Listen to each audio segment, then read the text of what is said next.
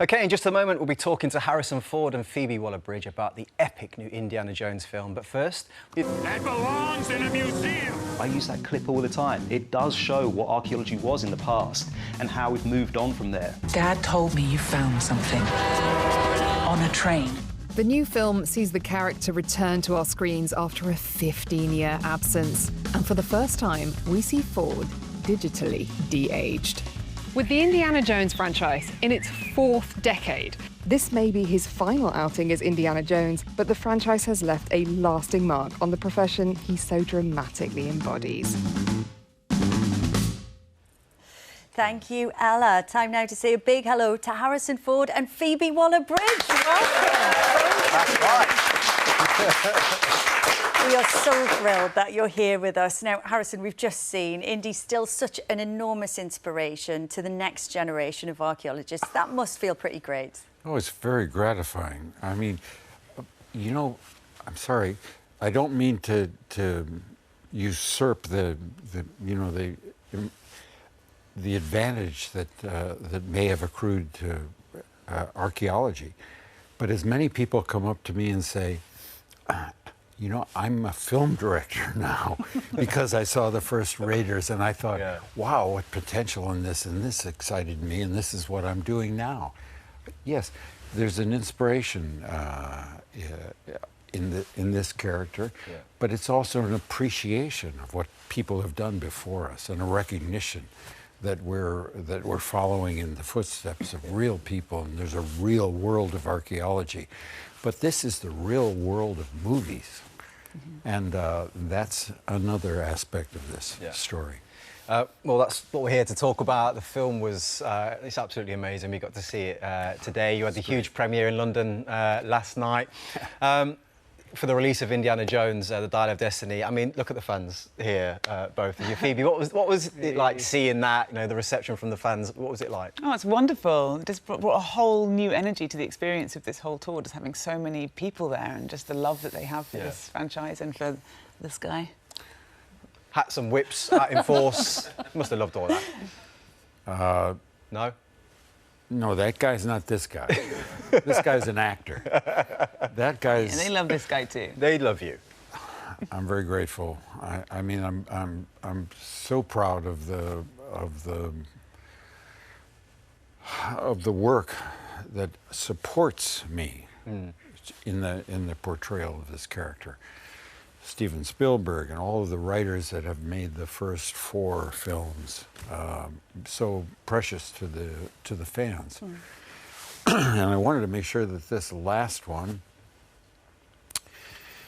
concerned the reality of, I mean, we've been, for 42 and a half years, we've been telling these stories. Yeah.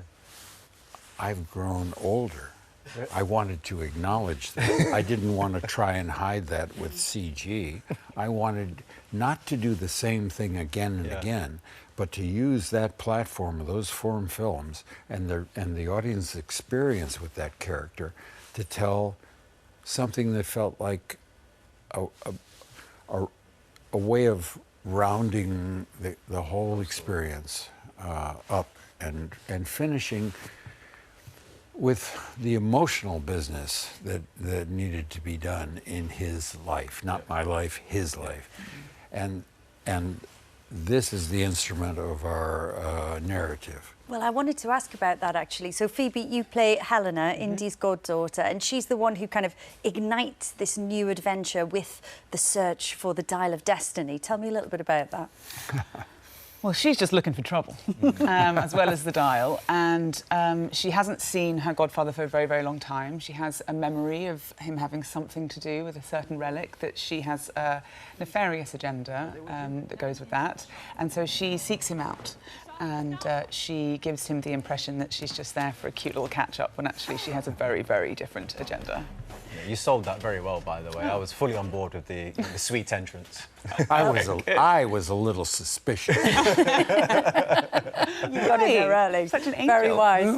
Now, as JJ said, we were lucky enough to see the film this morning, and it's epic, it's exciting, and Harrison, as you said, it's emotional too. Let's take a look.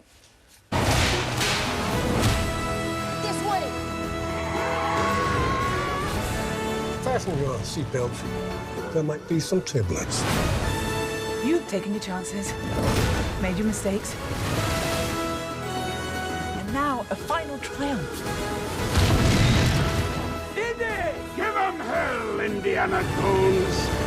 A few times in my life, I've seen things. I've been tortured with voodoo. Been shot 9 times. Including once by your father. Ah! Sorry! But I've been looking for this all my life. Come on. Now, Phoebe, you are doing everything in this. You've got deep-sea diving, car chases, parkour. I mean, did you ever imagine yourself the action hero in this way? I can't claim the parkour. That was definitely Annabeth's. I wish I could. I just popped out from the wall after she'd done it all. Have I ever imagined myself in that way? No, I mean, I dreamed of it. You watch these movies as a kid and you think, God, I wish I could be up there doing those things. And when I read the script, I was just like, I can't believe how much she crams in. I loved every second of it. Brilliant. We've got some questions, as you can imagine, flying in on social media. And we've got one for you, Harrison, from Jacob. He's 8 years old. He's a huge Indiana Jones fan, and he wants to ask you, which movie or story characters did you like most when you was a kid? Well, when I was growing up, there were no movies like this. Kids went on the weekends to what we called Saturday matinees. And they were mostly cowboy movies, about half an hour in length, always ended in a cliffhanger, so that you would come back next weekend to see the next, iteration of that character's adventures. And that was the kind of film that disappeared as I grew older and life went on in the movie business. But it was George Lucas's genius to try and make a full feature film out of one of these, kind of cliffhanger Saturday matinees, and extend the story and to make some more substance of it all. Brilliant. So no wonder you were hooked on movies from a young age. Phoebe, a real quickie for you. Wari on Twitter wants to ask, who was the first person you told when you received the news that you'd been cast in The Dial of Destiny? I think it was my sister. I think I told her that I'd been asked to, and she was like, do it, do it, do it. The moment I got as far as India, she was like, do it, you have to do it, you have to do it, you have to do it, you have to do it. And I was like, I know, I am. Oh, brilliant. Another one here. Jane from Essex asked Harrison, how does it feel to hang up your hat as Indiana Jones after over 40 years? Feels good. Job is done. Yeah. And done. Story is told. I'm very glad that we had this story at the end. I always wanted to visit him towards the end of his career. I wanted to see him without the advantages of youth and the vigor that is part of being young.